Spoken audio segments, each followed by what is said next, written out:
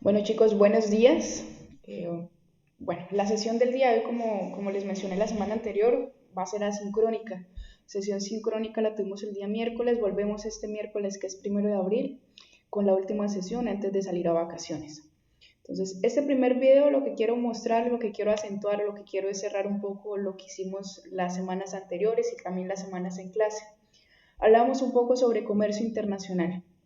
Entonces, ustedes ya conocen el concepto de balanza de pagos, que en pocas palabras es ese registro que incluye todos los ingresos y todos los egresos fruto de las transacciones monetarias y de las relaciones comerciales de un país con otras naciones en un documento para tener control sobre ello y tomar decisiones de política pública, de política económica y de todos esos elementos relacionados con la actividad económica, la actividad gubernamental y la actividad comercial de un determinado país. Ustedes ya conocen que hace parte o que hizo referencia, así como está un documento de estado de pérdidas y ganancias y balance general en la empresa, la balanza de pagos lo hace a nivel macro, a nivel país. La presentación ustedes la tienen en su portal, solamente quiero cerrar el tema, que estará incluido en su segundo parcial. Ya conocen las instituciones que hacen parte de este mismo comercio internacional, Banco Mundial, Fondo Monetario Internacional, Banco Mundial que a su vez está conformado por diferentes instituciones que ayudan básicamente a lograr el desarrollo y a superar la pobreza de los países o de los territorios. Balanza de pagos se compone de cuatro elementos: balanza cuenta corriente, balanza cuenta capital, balanza cuenta financiera y último renglón de errores y omisiones. Y este es el ejercicio que ustedes realizaron por varias ocasiones. En el examen posiblemente les saldrá algún registro de esta manera para que ustedes incluyan los valores y después establezcan los valores finales de ingresos, de pagos y puedan llegar a la conclusión si es una balanza de pagos superavitaria o deficitaria, de acuerdo a los balances que ustedes puedan encontrar. Y este fue el ejercicio con el que empezamos. Continuamente dimos seguimiento o dimos apertura al tema de teorías del comercio internacional.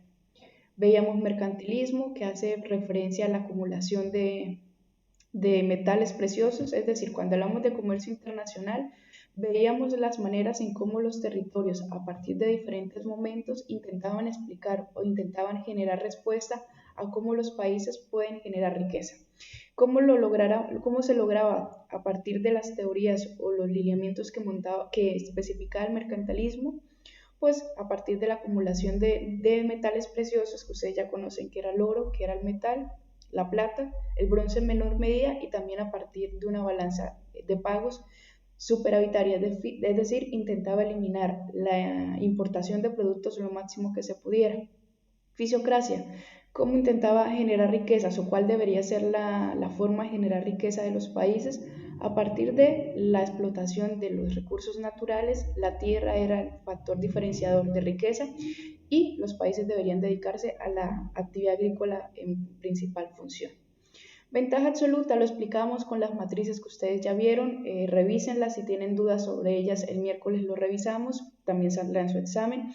Y ventaja absoluta significaba que los países debían dedicarse a la producción de bienes para generar riqueza en donde su ventaja fuera total, es decir, en donde se dedicaran menos horas hombre a la producción de ese bien. En donde menos horas se dedicaran o menos horas necesitaran era el producto diferenciador o la producción específica para poder generar riqueza.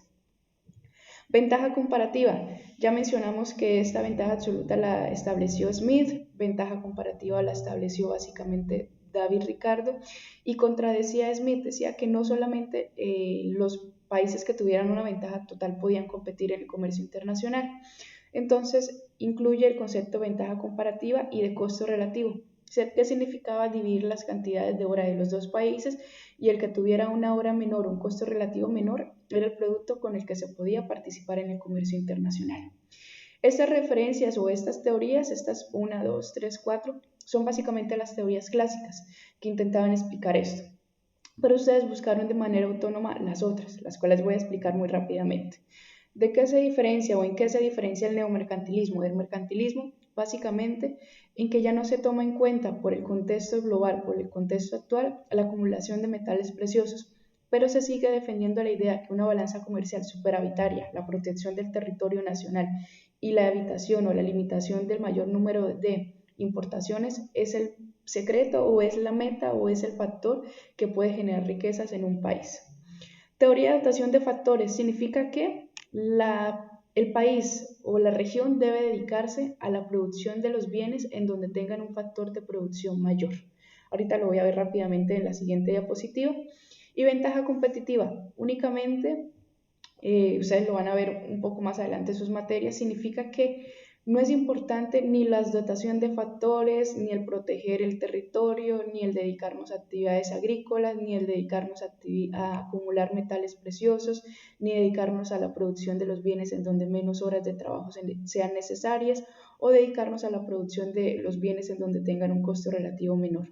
No, para la teoría que en este momento tiene mayor relevancia y que de una u otra manera es la que muchos países están eligiendo como su fuente de comercio internacional, es básicamente la ventaja competitiva. Significa que los países se deben dedicar a producir bienes y servicios que elijan, pero estableciendo un factor diferenciador para todos ellos, es decir, a partir de marketing, a partir de negociaciones, a partir de la forma de empaque, de embalaje, es decir, crear una ventaja que le sea diferente a todos los países con los que va a intentar competir. Y me retomo a la teoría de dotación de factores. Un ejemplo para entenderlo mucho más fácil. Asumamos que la región de la que estamos hablando, de la que vamos a hablar, es México. México tiene 3 factores de producción. Ya habíamos revisado cuáles son los factores de producción: tierra, trabajo y capital, que son esos elementos que nos ayudan a crear o producir, valga la redundancia, bienes finales. Y cada factor de producción está contabilizado en cantidades, es decir, tierra tiene 1870 cantidades de tierra, tiene 1700 cantidades de capital y no tiene cantidad de trabajo. De acuerdo a la teoría de la dotación de factores, México debería dedicarse a producir bienes en los que necesite mayor cantidad de tierra, porque es donde tiene mayor cantidad o es el factor de producción que mayor cantidad le representa.